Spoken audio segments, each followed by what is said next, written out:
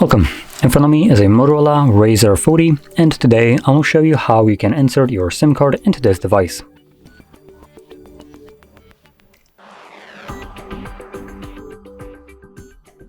Now to get started, you will need to grab a SIM eject tool similar to this one, which comes provided with the device and the box. But if you can't find it, you could use a paper clip, straighten out one of the ends, and it should work just as well. Once you have either one of those, you then want to take off your case if you have one on, and so it's on the top side of the device.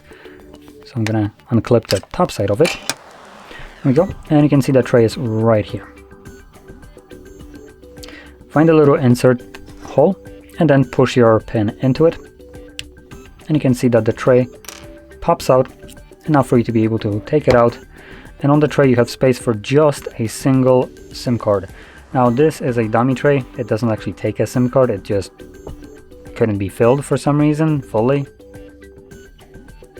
So this, the further one, is the only tray that you have on this device.